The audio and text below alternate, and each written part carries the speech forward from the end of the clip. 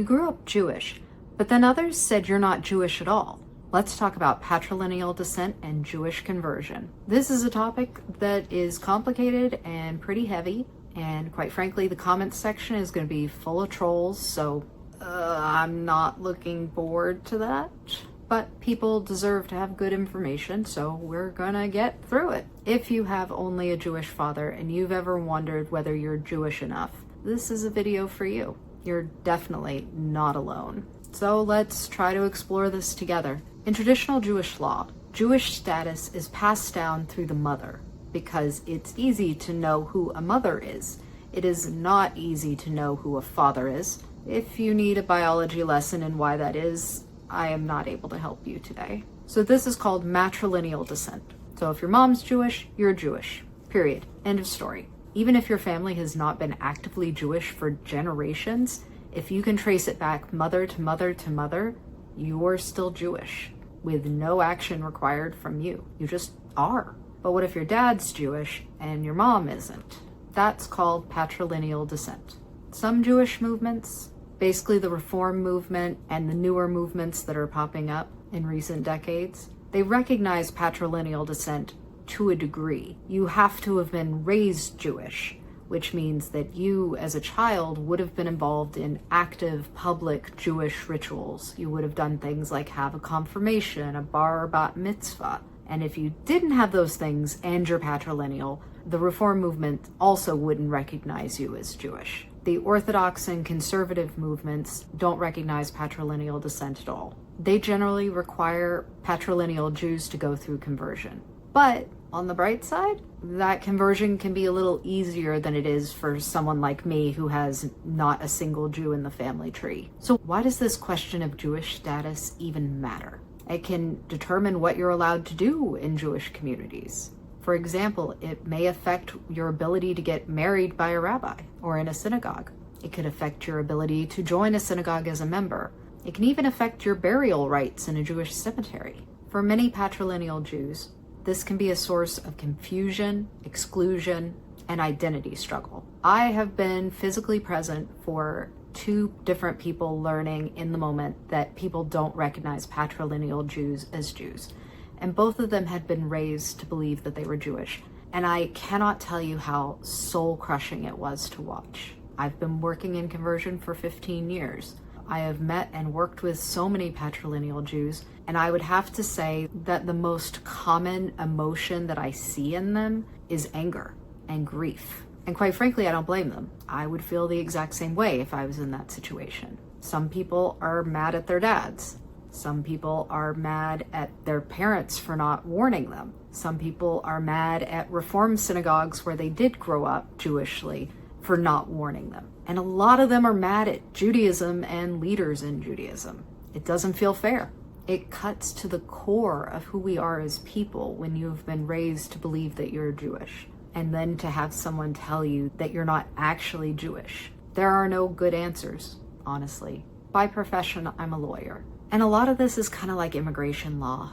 And I can tell you that immigration law sucks and is unfair and does not feel good. And I think that Jewish status laws also can feel that way because at the end of the day, lines have to be drawn. And inevitably, there are going to be people on the other side of the line. I wish I had better answers. But what I can offer is my sympathy and giving you the options so that you can make a choice that works best for you. Because only you can decide what to do with this information. The number one reason I've seen for patrilineal Jews converting is because they become more religious. They're starting to be active in a community that doesn't recognize them as Jewish. So usually, whether or not you pursue conversion depends on the Jewish community you want to join. If you are considering conversion as a patrilineal Jew, there is a Jewish concept you should know about called Zera Yisrael. It means the seed of Israel. And people don't really talk about this very much, but it's at least the way that I was taught, is that it is almost like an in-between status. Not Jewish, but also not Jewish. While they're not considered fully Jewish according to Orthodox and conservative standards, there is an acknowledgement that there is a connection. The practical results of this is many times if you're a patrilineal Jew, your conversion process is much faster and easier. It may not be actually fast. It still will probably be at least a year. I'll link to videos up there about how long conversion takes. But for one, most rabbis won't discourage someone who is a Zera Yisrael. I have heard rabbis say it is prohibited to discourage a conversion candidate who is Zera Yisrael. You are to be welcomed and encouraged to convert. And sometimes that can make the hurdles you have to jump over a little bit easier. And I would be lying if I did not say that when I was converting, I was really jealous of that. But in retrospect, both of our groups have different struggles, and boy, are they struggles. So if you're Zera Yisrael and you're considering conversion, here's just a rough breakdown of what conversion takes. And I'll link above again to a video that details how to start a conversion. I'll link up there to my guide to conversion. I like to break down conversion into 3 steps: learning it, living it, being it. You're going to learn a lot. You're going to learn holidays, you're going to learn laws, you're going to learn practices. There's a lot of book reading, probably taking an intro to Judaism class. And this is usually why conversion is at least a year long.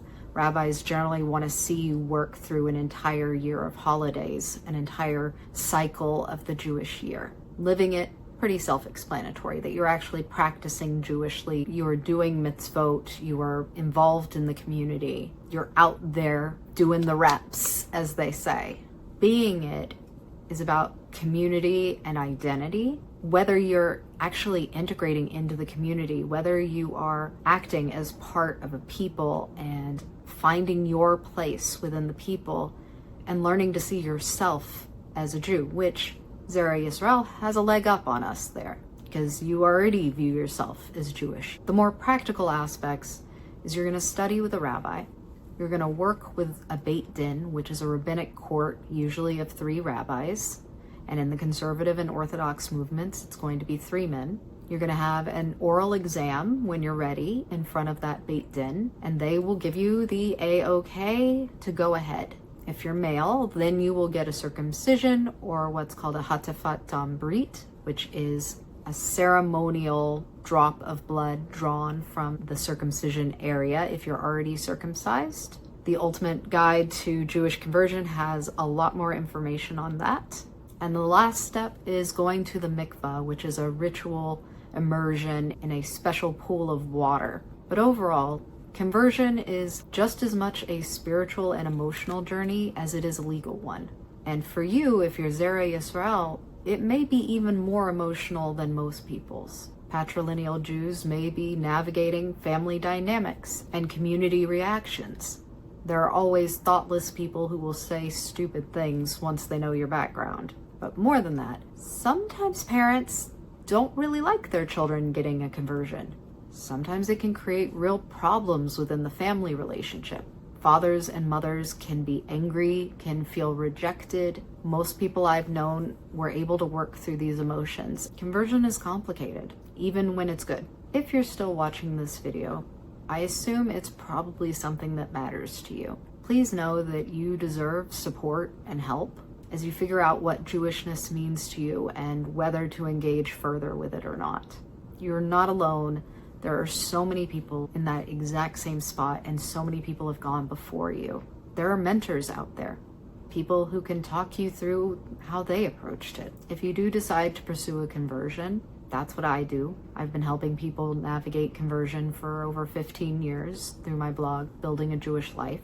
If you want support as you're moving forward on a conversion path, if you join my mailing list, I have a full resource library that has a bunch of printables and trackers and things like that that can help you. I really hope that you find the compassionate help that you deserve.